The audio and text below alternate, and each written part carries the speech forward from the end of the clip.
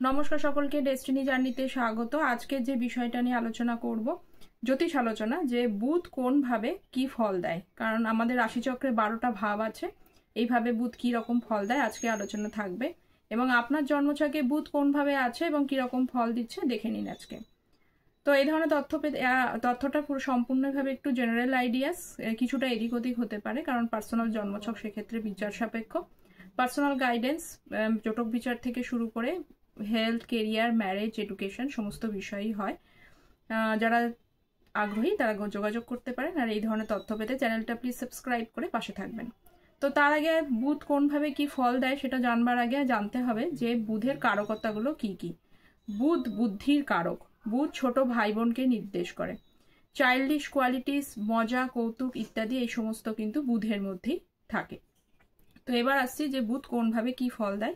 প্রথম ভাব, বুধ যদি প্রথম ভাব বা ফার্স্ট হাউসে থাকে তাহলে সেক্ষেত্রে কিন্তু জাতক বা জাতিকাকে ইয়াঙ্গার লুকিং হয়, মানে একটু বয়সের তুলনায় কম এজ দেখতে লাগে, ক্যালকুলেটিভ হয়।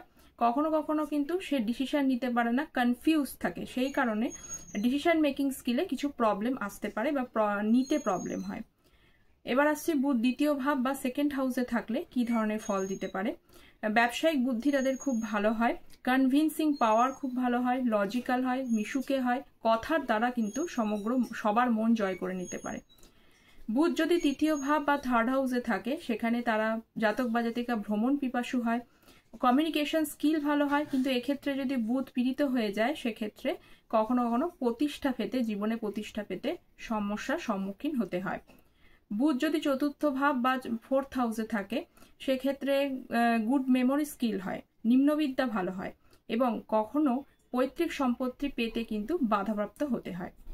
পঞ্চম ভাবে যদি বুধ থাকে বা ফিফথ হাউসে, এক্ষেত্রে বুধ এখানে সরস্বতী যোগা তৈরি করে। তো ভালো পরামর্শদাতা হতে পারে, নিম্নবিদ্যার জন্য খুব ভালো হয়, কিন্তু এখানে যদি বুধ অশুভশ্রয়ী হয়ে যায় বা পীড়িত হয় বা অন্যান্য কানেকশন থাকে সেখানে কিন্তু প্রজনী রিলেটেড কিছু প্রবলেম হতে পারে। বুধ যদি ষষ্ঠভাবে থাকে তাহলে অশুভশ্রয়ী বুধ যদি ষষ্ঠভাবে থাকে তাহলে সেক্ষেত্রে কিন্তু গুপ্ত শত্রুর কারণে সমস্যা আসতে পারে।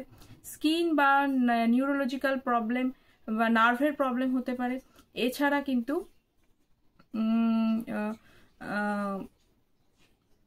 যে কোনো বিষয় নিয়ে তারা এজেন্সি রিলেটেড কোনো কাজ তারা করতে পারে।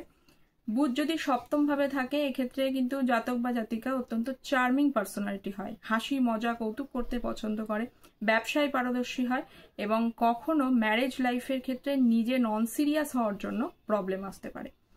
অষ্টম ভাবে বুধ যদি থাকে বা এইথ হাউসে সেক্ষেত্রে বলবো যে যেহেতু অষ্টম ভাব হচ্ছে দশমের একাদশ ভাব, এখানে বুধ পীড়িত অবস্থায় থাকলে কিন্তু কর্মের ক্ষেত্রে কিছু আপস অ্যান্ড ডাউন আসতে পারে।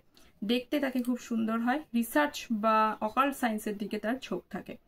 বুধ যদি নবম ভাব বা নাইন্থ হাউসে থাকে তাহলে যে কোনো শুভ গ্রহই কিন্তু সাবলীলভাবে ফল দিতে পারে নবম ভাবে। তাই এবং নবম ভাব হচ্ছে যশ ভাব এবং বুধ হচ্ছে রাজকুমার।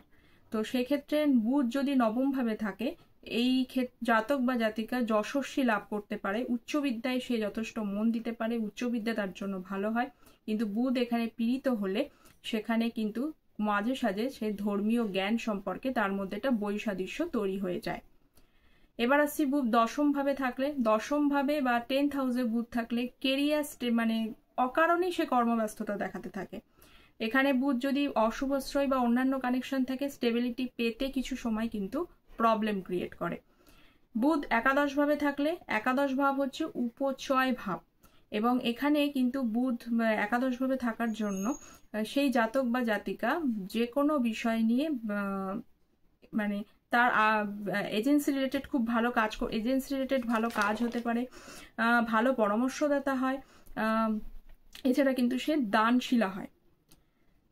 এবার আসছি লাস্ট, বুধ যদি দ্বাদশ ভাবে অবস্থান করে, দ্বাদশ ভাব হলো ইনভেস্টমেন্টের জায়গা। তো এখানে শুভ বুধ থাকলে ইনভেস্টমেন্ট করলে জাতক বা জাতিকা শুভ ফল পেতে পারে, কিন্তু জানবেন দ্বাদশ ভাবে বুধ নিচস্থ হয় এবং বুধ অবশ্যই কিন্তু বুদ্ধির কারকও বটে। সেই কারণে এখানে বুধ কতটা শুভশ্রয়ী হয়েছে সেটা কিন্তু আগে বিচার্য করতে হবে বা বিবেচনা করতে হবে।